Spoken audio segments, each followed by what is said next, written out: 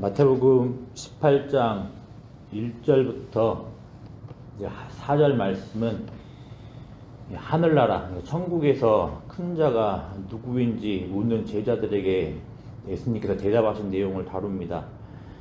예수님은 어린아이를 제자들 가운데 세우시고 어린아이처럼 될 것을 가르치십니다.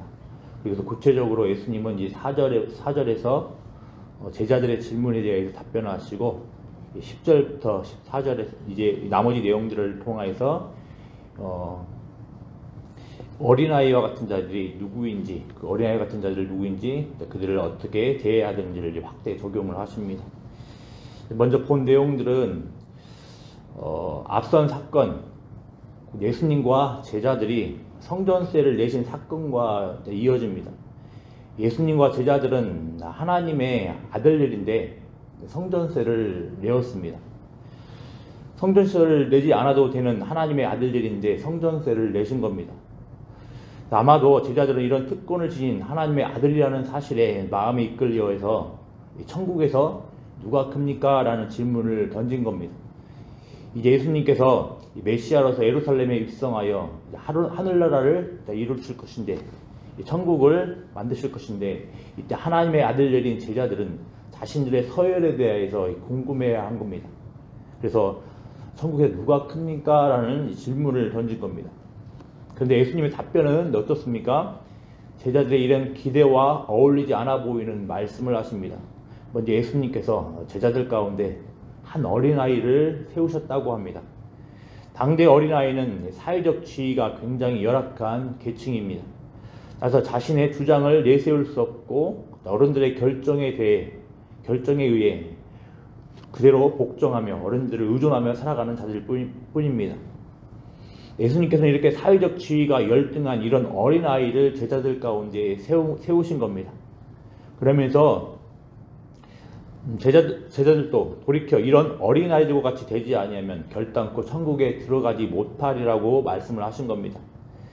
제자들은 이제 메시아의 나라가 임하면 어떻게 높은 자리에 오를까에 관심이 가 있는데, 예수님께서는 마치 사회적 지위가 가장 낮은 어린아이처럼 되지 아니하면 천국에 들어갈 수 없다고 말씀을 하신 겁니다. 완전히 예수님의 답변은 제자들의 기대를 저버린 것처럼 보이는 겁니다. 당연히 그러면 어린아이 같은 자들이 천국에 들어갈 수 있다면 천국에서는 어떤 자들이 당연히 있겠습니까? 어린아이와 같은 자신을 낮추는 사람들이 천국에 어울리는 자들입니다. 그러므로 4절에서 예수님께서 이렇게 말씀을 하신 겁니다. 누구든지 이 어린아이들과 같이 자기를 낮추는 사람이 천국에서 큰 자니라, 이 말씀을 하신 겁니다. 결국 무슨 말이겠습니까? 천국, 바꿔 표현하면 이 땅에 임한 메시아의 나라, 장차 완전히 임할 메시아의 나라는 절대적으로 하나님을 의존하는 자들만이 들어갑니다. 절대적인 하나님만을 의존하며 살아가는 자들만이 하늘나라에서 큰 자라는 겁니다.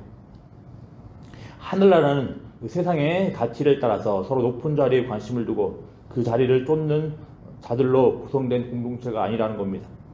하늘나라의 사람들은 하나님을 향하여서나 사람들 사이에서나 자신의 낮음을 인정하며 의존하며 살아가는 자들인 겁니다. 이 하늘나라의 사람들은 어린아이처럼 자기를 부인하고 자기 십자가를 지는 삶인 겁니다. 천국에 들어가는 자들이 이런 자들이고 천국에서 큰 자들이 이런 자들이라면 이 땅에서 예수님을 믿고 살아가는 우리들의 삶의 방식과 태도에 필시에 이런 모습들이 나타나야 하겠습니다. 높아지는 데 관심을 두는 것이 아니라 낮아짐에 관심을 두고 살아야 하는 겁니다. 본질적으로 우리는 하나님만을, 또 서로만을 의존하며 살아가도록 지음받았다는 사실을 기억을 해야 되겠습니다. 죄라는 것은 본질적으로 하나님을 의존하며 살아가는 것들, 사람들끼리 서로 어울려 살아가는 것들을 이제 다 저버리고 살아가는 겁니다. 이제 구원받았다라는 것은 본래의 모습으로 하나님을 의존하며 살아가며 서로 의존하며 살아가는 것이 회복됨을 가르쳐 줍니다. 우리가 이제 예수님을 믿는 사람들이라는 것은 이제 이 사실들을 기억을 하면서 하나님을 의존하며 낮음에 만족하며 낮음에 감사하며 살아가는 삶이라는 것을 기억을 해야 되겠습니다.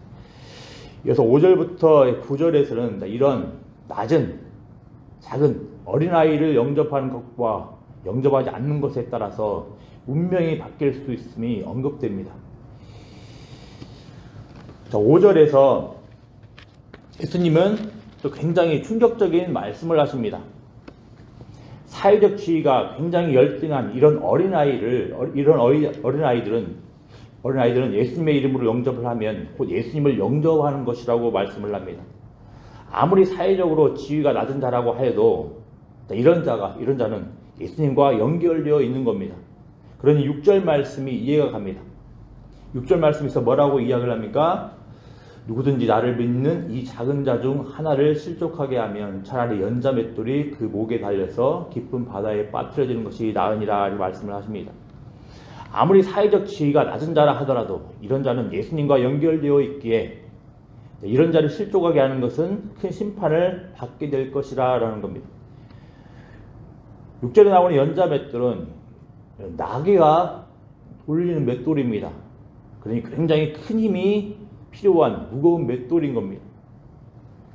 또 깊은 바다에 빠진다라는 표현이 나오는데 보통 깊은 바다는 악의 세력이 나오는 보통 출처이며 또 악의 존재들이 하나님의 최종 심판처까지 갇혀서 대기하는 장소로 언급됩니다.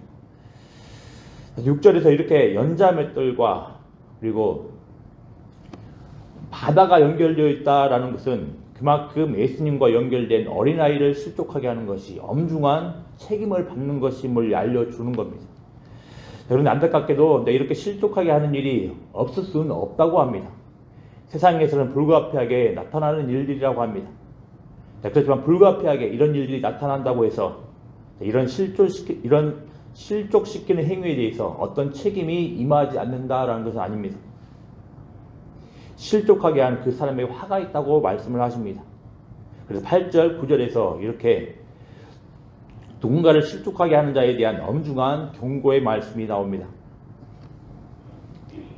간단히 말씀을 드리면 발과 손과 눈은 세상과 접촉하는 신체 기관을 대표합니다. 자, 그런데 8절, 9절에서 이런 신체 기관이 누군가를 실족시키는 도구가 되고 있다면 이런 기관들, 이런 도구들을 제거해버리라고 합니다. 이런 기관들 없이 영생에 들어가는 것이 이런 기관들을 가지고 영원한 불, 지옥불에 들어가는 것보다 낫다고 말씀을 하십니다. 이런 손, 발, 눈을 제거하는 것은 일종의 과장법으로 보입니다. 왜냐하면 신명기 14장 1절에서 율법은 신체의 훼손을 금하기 때문입니다. 하지만 과장법이라고 해도 그 엄중한 의미가 사라지는 것은 결코 아닙니다. 8절 9절에서 알려주는 엄중한 의미는 그 무엇이겠습니까? 예수님과 연결된 그 어떤 작은 자, 그 어떤 낮은 자라 하더라도 그 사람을 실족하게 하면 큰 책임이 뒤따른다라는 겁니다. 우리의 중요한 신체, 기관, 수단들을 포기하면서까지 피해야 할 책임이 뒤따른다라는 겁니다. 그만큼 이 작은 자는 천국에서 큰 자이고 또 이 낮은 자, 작은 자가 굉장히 특별한 지위임을 알려주는 겁니다. 교회는 본질적으로 서로 세워가며 믿음 안에서 함께 자라가도록 부름받은 공동체라는 것을 우리가 기억을 해야 되겠습니다. 그런데 안타깝게도 교회 안에서 불미스러운 일, 안타까운 일들이 나타나곤 합니다. 옆에 지체들에게 어려움을 주고 교회에서 믿음에서 떨어져 나가게 하는 경우가 종종 봅니다. 이때 우리는 이 말씀에 귀를 기울여야 하겠습니다. 이런 모습은 예수님과 연결된 한 지체를 힘들게 하는 것이며 엄중한 책임을 면하기 힘든 중한 잘못이라는 것을 우리는 꼭 기억을 해야 되겠습니다. 그러니 사소한 모습이라 할지라도 옆에 있는 한 성도, 한 지체를 향하여서 굉장히 신중하게 접근을 해야 되는 것이며 그들에게 아픔을 주는 행위들, 아픔을 주는 말들에 대해서 우리는 우리 자신들에 대해서 굉장히 무겁게 신중하게 돌아봐야 되겠습니다. 이제 10절부터 14절에서 이 작은 자들은 하나님과 연결되어서 이야기를 합니다. 자연스러운 과정입니다. 지금 한 영혼에 대한 엄중한 것을 말씀을 했기에 자연스럽게 이제 이 한 영혼이 하나님과 어떻게 연결되는지 이야기 될 겁니다.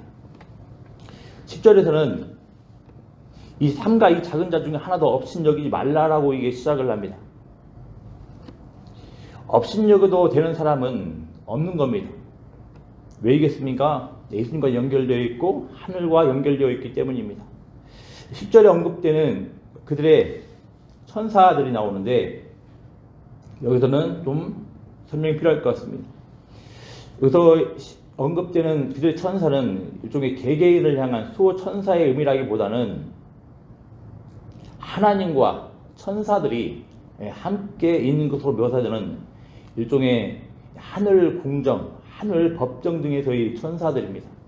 종종 이런 천사들과 하나님께서 함께 회의를 하는 모습들이 구약에서는 종종 등장합니다. 대표적으로 이제 욥기서 초반부를 보면 하나님과 사단이 이야기를 하는 장면들이 나옵니다.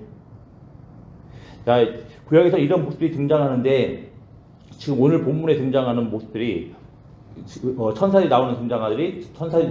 나오면서 하늘에서 하늘에 계신 아버지 얼굴을 항상 배웁는다라는 그 모습들은 이제 이 천사들이 하늘 공정, 하늘 법정에서의 하나님과 늘 대면하며 살아가고 있음을 알려주는 겁니다.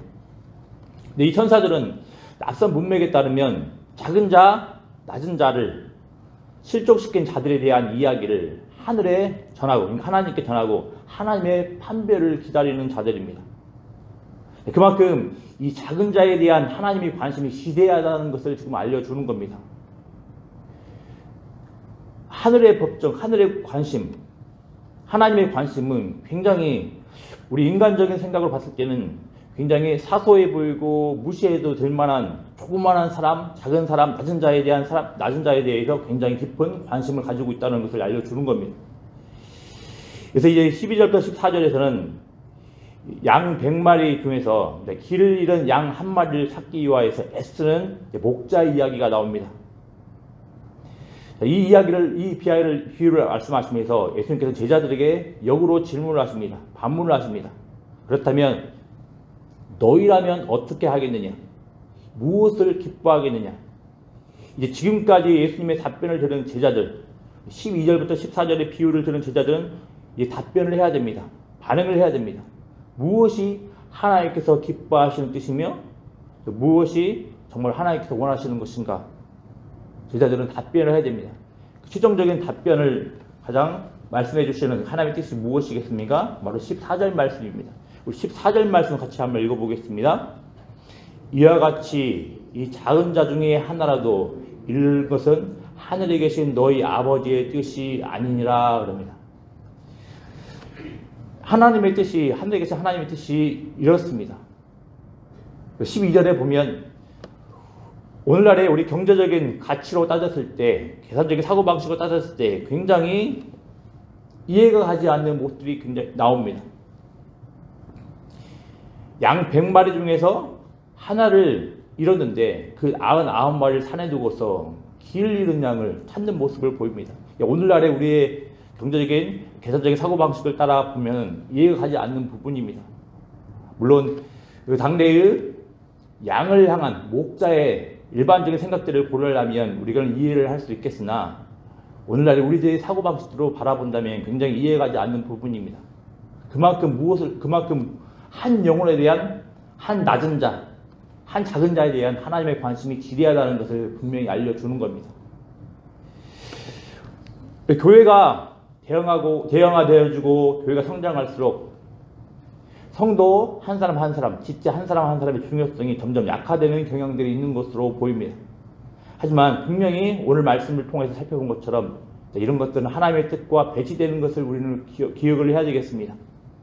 하나님께서 보시기에 교회 안에 중요하지 않거나 덜 중요한 사람은 단 한 사람도 없습니다.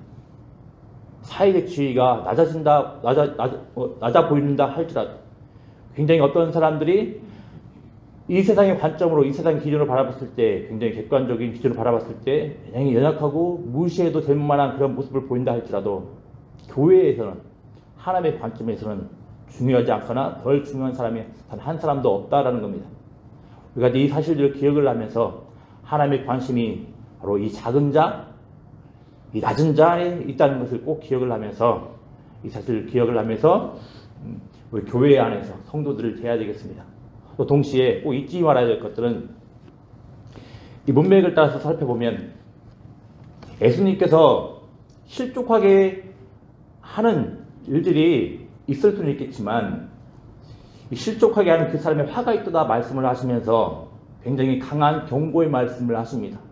아까 말씀드린 대로 우리의 소중한 신체 기관들을 포기하면서까지 영생에 들어가기를 힘쓰라고 말씀하신 것은, 그만큼 이것들을 귀를 기울이면서, 이 경고의 말씀을 귀를 기울이면서 우리의 신앙에 각별히 조심하라고 말씀을 하시는 겁니다.